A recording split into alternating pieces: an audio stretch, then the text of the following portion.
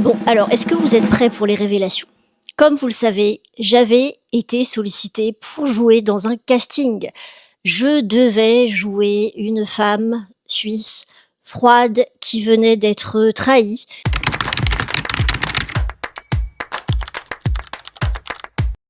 J'ai eu une réponse négative. Et j'ai eu la plus belle réponse négative de ma vie.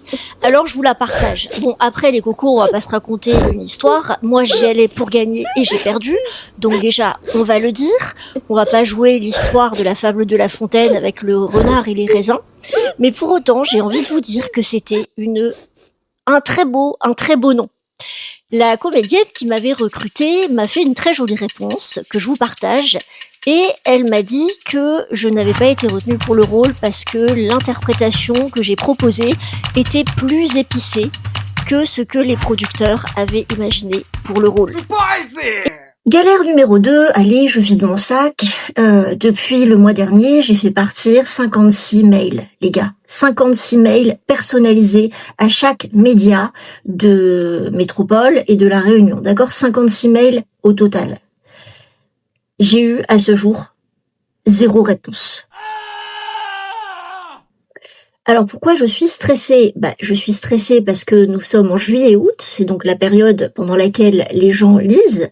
Donc en ce moment, les réseaux sociaux sont un peu endormis, les chroniqueurs prennent des vacances, ce qui est bien normal. Mais bon, s'il n'y a pas de relais médiatique, mon livre va être très rapidement retiré des librairies pour être remplacé par d'autres, puisque vous savez que le turnover en librairie, il est sans pitié. Un livre reste en moyenne 3 mois sur une étagère si vous êtes un auteur reconnu. Sinon, ça peut être 3 semaines. Et puis après, les cocos, il y a quoi? Il y a la rentrée littéraire. Et donc, à la rentrée littéraire, ton livre, il est forcément dégagé, éjecté. Donc, l'heure est grave. Vous savez, je suis déçue parce que la semaine dernière, j'étais toute contente de toutes les rencontres que j'avais faites à ce 14 juillet à la préfecture. Et une semaine plus tard, ça ne donne rien. Vous voyez, ça donne rien du tout. Donc, c'est décevant. Je sais qu'il faut être patiente.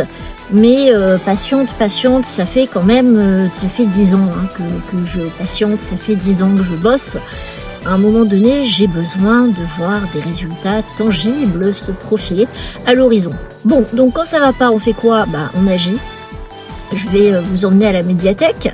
On va faire un petit stock de thrillers parce qu'on dort beaucoup mieux, c'est prouvé, avec des thrillers sous l'oreiller.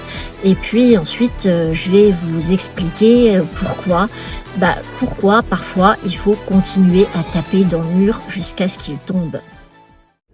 Et c'est maintenant, mesdames, messieurs, que je vais vous parler du concept qui m'a été le plus utile depuis que j'essaie d'atteindre des objectifs un peu ambitieux. Est-ce que vous avez déjà entendu parler du concept antifragile?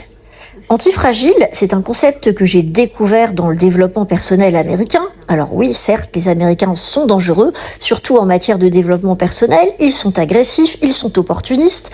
En attendant, ils ont quand même d'excellents bouquins. Et ce concept, en fait, t'apprend à travailler en te détachant complètement du résultat. Alors, être antifragile, c'est imaginer que tu vas construire une porte hermétique entre d'un côté ce que tu produis, le travail que tu fournis, et de l'autre, les résultats que tu obtiens. Et de cette façon, tu ne seras pas découragé puisque tu vas éviter d'attendre tout simplement des résultats immédiats. Et ça, vous voyez, c'est une compétence qui est très précieuse quand on écrit un roman parce que entre le moment où tu commences à écrire et le moment où ton livre sera entre les mains du lecteur, tu peux facilement attendre 2 ans. 1 an d'écriture, 6 mois de travail de recorrection de publication, la promotion. Et j'ai envie de te dire que même au moment où ton livre est sorti en librairie, puisque pour moi c'est le cas, tu ne seras pas forcément au courant de sa réception. Et ça, c'est très très frustrant. C'est la raison pour laquelle je n'arrête pas de harceler mes amis et les lecteurs en leur demandant de laisser des avis, des chroniques. Parce que finalement, c'est de cette manière que les auteurs sont payés, ou en tout cas payés sur le plan affectif. Voilà. Bon, donc c'est pareil pour la chaîne YouTube. La chaîne YouTube, c'est l'épreuve de l'humilité parce que c'est énormément de boulot pour très peu de résultats et très peu de visionnage. Mais là encore, je refuse d'attendre les résultats pour continuer à travailler et je préfère d'abord mettre la barrière antifragile, continuer à bosser, à acquérir des compétences et puis espérer qu'un jour les résultats arrivent. Mes chers, je vous souhaite une excellente semaine et nous nous retrouverons la semaine prochaine, mercredi à 10h, avec, je l'espère, de très bonnes nouvelles.